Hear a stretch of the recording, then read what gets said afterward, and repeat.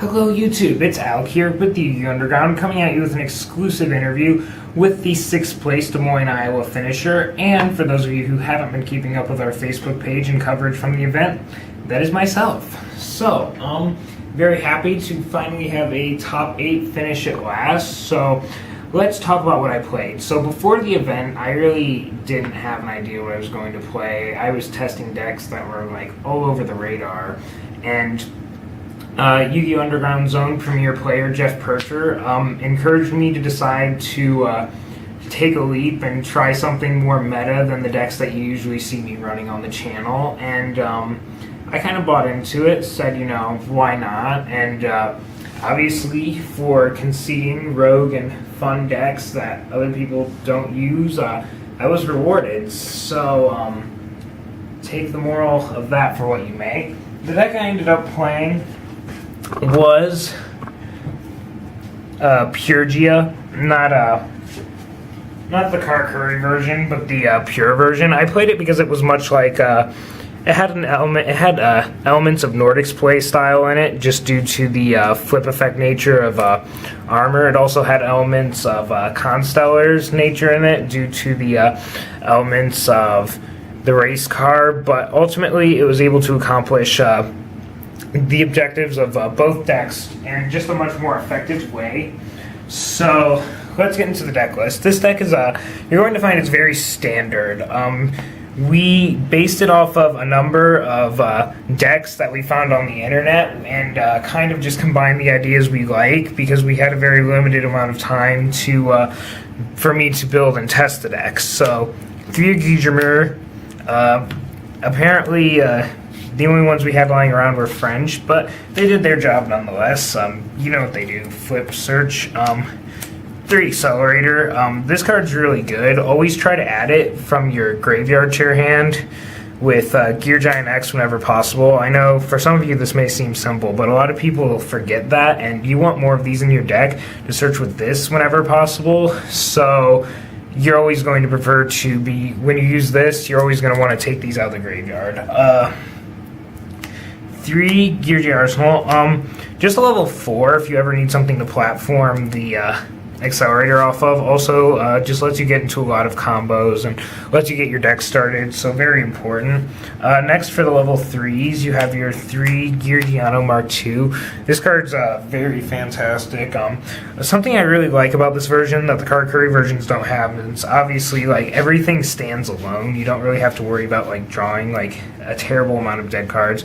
The rank 3 ability with this, and also the ability to like grab this and tribute it to get different stuff from your deck, is just very fantastic. And 1 Giorgiano, he's probably one of the best ones in the deck. I often find myself going for him rather than Mark II when Gear Giant X dies, and he's always the first card that gets pulled on the trap card. That's going to be it for your monsters. You don't need that many because the deck is excellent at just getting them out of your deck. The monster lineup is very self-sufficient. This card replaces itself when it dies. This card tributes itself to get other cards, and it's very just flows in the way you want it to. So that's all the monsters you need. Spell cards, 3 upstarts, 3 MST, 1 Book of Moon. And because I was anticipating the mirror match, I figured that Georgia was going to be one of the most popular decks. I only played the mirror match once, but in my anticipation, I decided to main deck a Mind Control and a Dark Hole.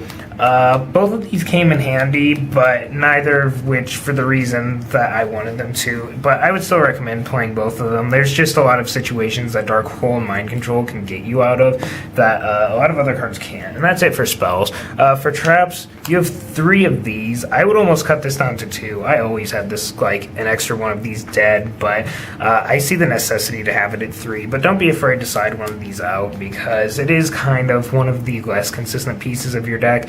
And the key of this deck is consistency. The fact that you can do things and never really have like dead hands is very like important and was very valuable to my success. 3 Call the Haunted. Once again, just kind of jumpstarts your plays with armors and just does a lot.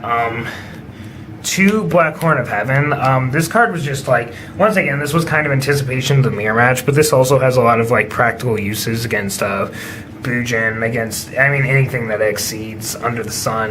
You kind of get the point. Blackhorn's just kind of a fantastic call for this meta, especially when the number one card you're afraid of is going to be Exciton Knight.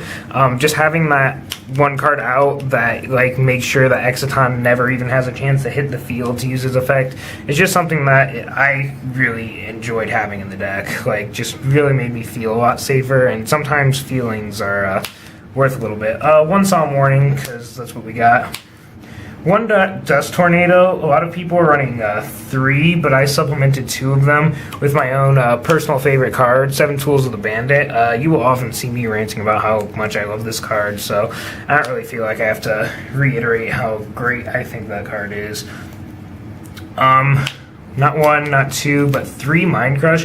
Opening multiple Mind Crush isn't fair. It's just kind of good against everything, and it's really proactive, and I wanted a trap lineup that was more proactive as opposed to reactive whenever I build decks, and I think this should be true about all decks. Like, I always feel like I want my opponent to be playing the game I want to be playing, instead of trying to react to what my opponent's doing, and that's just a play style choice that I've made that has really paid off for me, and I would recommend that you maybe try the same way. But 3 Mind Crush was very useful and very important. And to round out the traps, we have 1 Torrential Tribute, 1 Bottomless Trap Hole. These 2 are just kind of good. And 1 Skill Prisoner. Some people are main decking more than 1, but I found that if you ever had more than 1 Skill Prisoner, the second one, more often than not, just ended up being dead the entire game. And dead cards are never a good thing, so I felt like 1 was all you needed. If you saw it, great. If you didn't see it, usually the effects that you were terribly scared of originated off of Inherent Summons, which Blackhorn of Heaven covered, so nothing we would have said about that. That's a main deck, incredibly standard, but that's my own insight on it. Extra deck, 3 Gear Giant X, 1 Daigusto Emerald, 1 101, 1 Exciton, 1 Diamond Direwolf, 1 number 85, 1 Abyss Dweller. That's it for 4s.